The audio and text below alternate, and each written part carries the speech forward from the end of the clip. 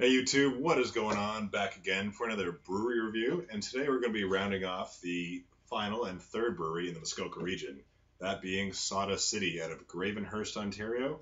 They're a fairly recent brewery to the area. They've been open 2 or 3 years now. They used to contract brew somewhere in Toronto, I believe. Now they're fully established. They have a great looking brewery in Gravenhurst.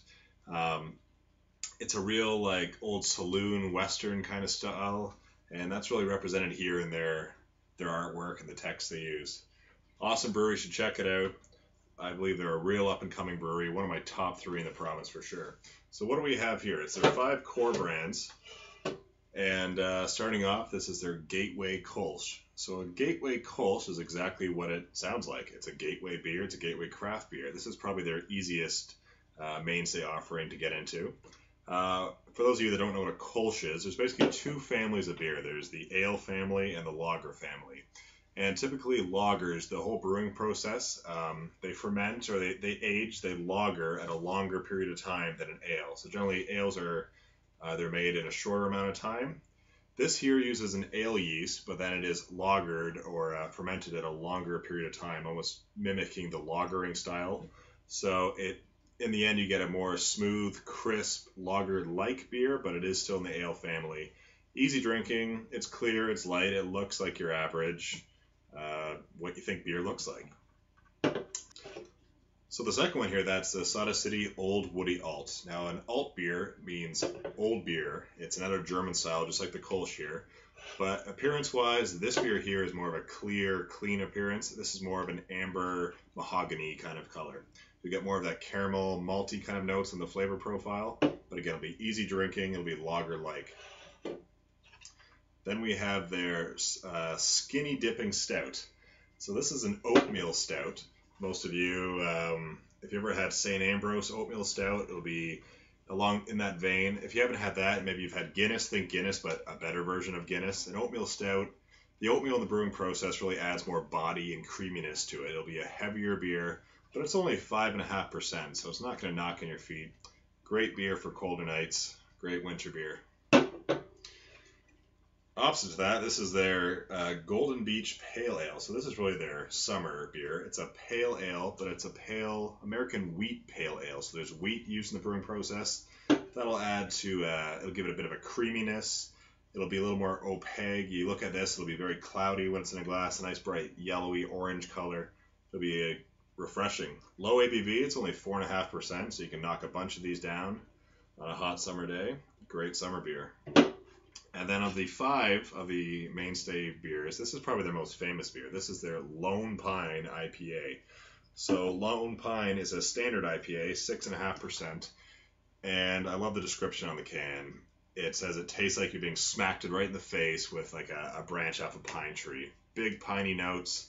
Of course, the hops they're using has that real piney, foresty kind of flavor profile. When I first got into this, it just blew my palate. Wasn't used to that extreme hop bite or pininess. Now it's one of my favorites. Great standard IPA, and yeah, it's a great beer. So again, I'm going to evaluate this brewery in the same criteria as the previous entries. So for product quality, what do I think of Sawdust City beer? I think Sawdust City make great beer. No brewing flaws. These beers are near perfect.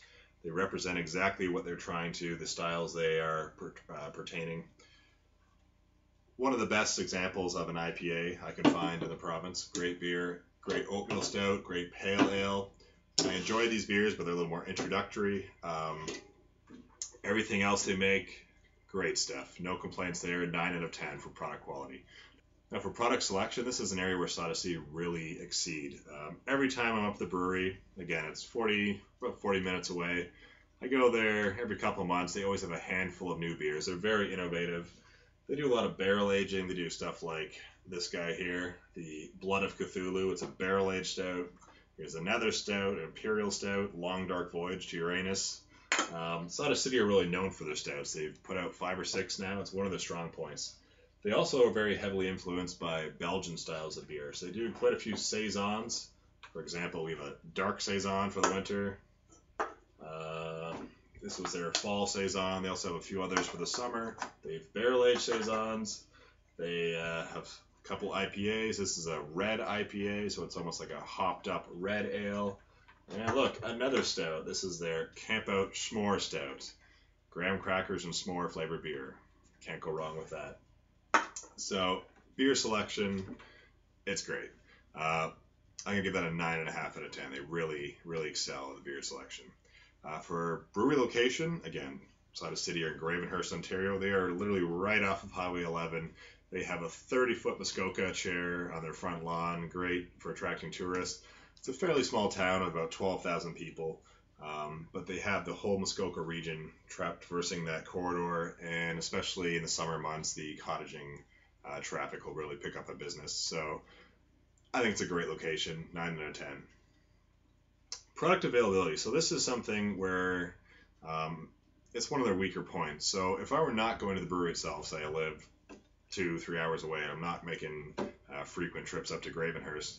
If you're relying only on the LCBO, they only have a few offerings. So you can get their Lone Pine there.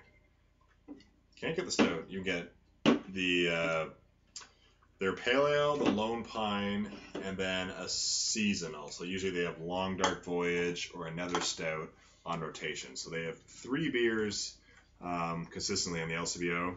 If you wanted to go and get these 2, they are beer store only. So between both the LCBO and beer store, you get 5 of their offerings. But you're missing out on other great beers like any of these guys here, any of their stouts, any of their bigger barrel age offerings. You really make a trip to the brewery for that. So for product availability, I'm only going to give them a 7 out of 10. That's really their weakest point. Product innovation, just like their variety and beer selection, they excel. They're one of, if not the most innovative breweries in the province, and specifically in my area here, they're one of the best. Innovation, again, they're barrel aging, they're doing imperials, they're doing red wine barrel aging, white wine barrel aging, different variations. Blood of Cthulhu, one of the best beers I've ever had. And just mixing it up, keeping it new. Every time I'm there, there's something new. There's something exciting. Usually I grab a handful of new cans that I've never had before. So very impressed with that. Product innovation, Sawdust City, you're going to be getting 9.5 out of 10. So overall, Sawdust City, great brewery, one of my top 3 in the province. I highly recommend if you're up in cottage country, it's a must. You stop over in Gravenhurst, you see the big chair, it's the size of a house. Yeah, you got to check them out. They're well worth the trip. I'm going to give Sawdust City an average of 8.8, so 8.8 out of 10. Great brewery. Till next time, guys. Cheers. Have a good one.